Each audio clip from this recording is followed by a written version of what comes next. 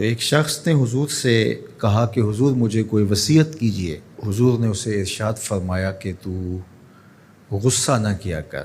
اس نے پھر کہا مجھے وصیت کیجئے، تو آقا کریم نے پھر فرمایا غصہ نہ کیجئے۔ اس نے پھر کہا، یہ بات ایک بار نہیں، اس نے کئی بار حضور سے پوچھی۔ وہ کوئی اور وصیت طلب کرنا چاہ رہا تھا کہ یہ تو ٹھیک ہے، کچھ اور وصیت بھی کیجئے۔ اس سے ایک تو اس شخص کی ذاتی صورتحال ایسی ہوگی، اور دوسری یہ ہے کہ اس نصیحت کی اہمیت کے پیش نظر کہ غصہ جب انسان کو آتا ہے تو وہ مغلوب ہو جاتا ہے اور بہت غلط فیصلے کر بیٹھتا ہے۔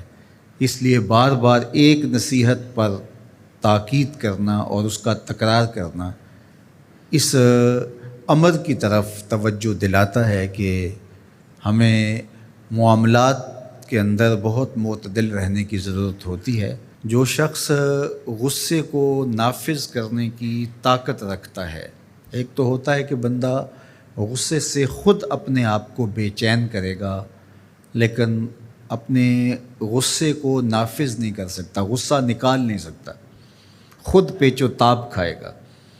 لیکن یہ وہ شخص ہے جو غصے کو نافذ کر سکتا تھا، اس کے پاس طاقت تھی، لیکن اس نے اس کے باوجود غصے کو ضبط کیا۔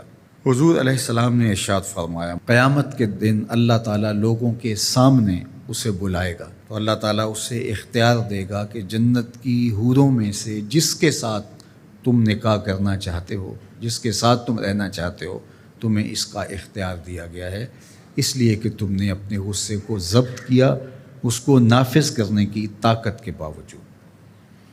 اور ایک روایت حضرت سلیمان بن سرد رضی اللہ تعالی عنہ سے مروی ہے، کہتے ہیں کنت جالسا مع النبی صلی اللہ علیہ وآلہ وسلم، میں حضور علیہ السلام کی مجلس میں بیٹھا ہوا تھا۔ دو لوگ تھے، وہ آپس میں الجھ رہے تھے۔ ان میں سے ایک شخص کا چہرہ غصے سے سرخ ہو گیا، رگیں پھولی ہوئی تھیں، اور ایک دوسرے کے لیے سب و شتم کا ماحول پیدا ہو گیا تھا۔ اللہ کے رسول صلی اللہ علیہ وآلہ وسلم نے ارشاد فرمایا، میں ایسا کلمہ جانتا ہوں کہ اگر یہ کلمہ پڑھ لیں تو ان کا یہ غصہ زائل ہو جائے گا، ان کی جو کیفیت ختم ہو جائے گی۔ اور وہ کیا ہے؟ اعوذ باللہ من الشیطان الرجیم۔ یہ پڑھ لیں تو جو ان کے اندر ہے وہ چلا جائے گا۔ تو لوگوں نے اس شخص کو کہا جس کی رگیں پھولی ہوئی تھی اور غصے سے اس کا چہرہ سرخ ہوا جا رہا تھا کہ تعوذ پڑھو، اعوذ باللہ من الشیطان الرجیم پڑھو۔ اور یہ اللہ تعالیٰ نے قرآن مجید میں ارشاد فرمایا ہے کہ جب غصے سے انسان بے قابو ہو جائے تو اس کو چاہیے کہ وہ اپنے غصے سے باہر نکلنے کے لیے تعوذ پڑھے۔ ایک روایت میں ہے اللہ کے محبوب نے ارشاد فرمایا، تم میں سے اگر کوئی شخص غصے میں آئے تو وہ خاموش ہو جائے، تو خاموشی سے غصے کا لیول نیچے آنا شروع ہو جائے گا۔ اور ایک روایت میں ارشاد فرمایا، جب تم میں سے کوئی شخص غصے میں ہو تو وہ کھڑا ہوا ہو تو وہ بیٹھ جائے، اور اگر اس کا غصہ اس سے زائل ہو گیا تو ٹھیک، ورنہ لیٹ جائے۔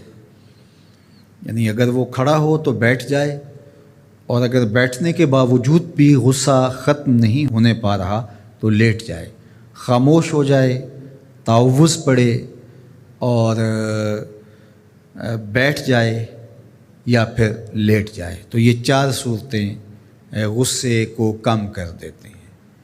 تو غصے کو نافذ کرنے کی بجائے کوشش کرنی چاہیے کہ غصہ جو ہے وہ فروغ ہو جائے، چونکہ غصے میں انسان ایسے امور کر لیتا ہے کہ بعد میں اس کو سخت پچھتاوا ہوتا ہے۔